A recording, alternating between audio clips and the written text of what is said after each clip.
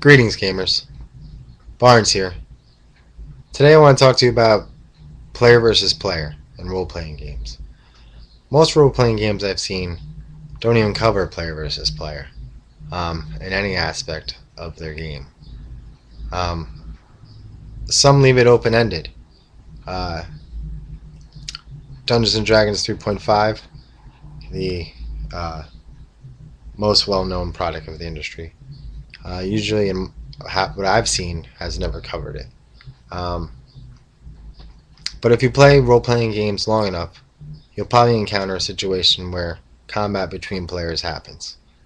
Um, Sometimes this can result in an emotional outburst by one character or player, and uh, that player is upset and feels slighted in some way and maybe turned off by the game in general or to the hobby.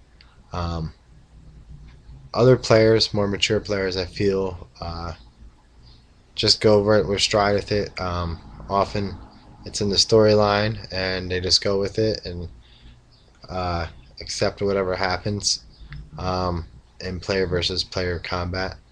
Some GMs don't allow it at all. Um, Others encourage it. I enjoy it from time to time.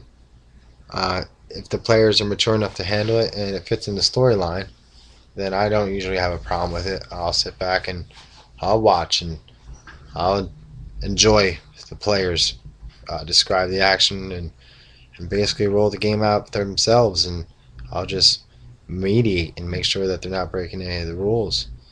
And I could be enjoying the GM sometimes. You're only describing what's around them and they're fighting each other, and often this brings drama in the party. You can see where that is easily brings drama into the party and into the game. But I only encourage this if the players are mature enough to handle it. Some players aren't mature enough to handle it, and you'll see emotional outbreaks, getting upset, maybe even getting violent in situations. Or I've seen that, insulting to the other players, and um,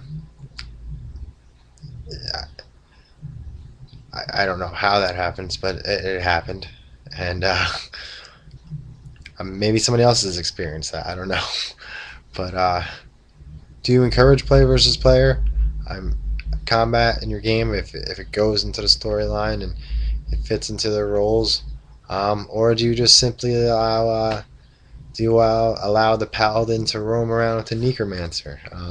When I was in high school, I played a campaign where I played a Drouse necromancer, and first edition, and the Drouse was a race of Drow demons that was produced by Bard Games.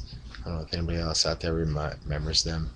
Um, and I played a necromancer cleric, and I lived underneath the castle of the paladin, where I summoned demons and bound them underneath the paladin's castle, and I did that for months on end while they were away adventuring.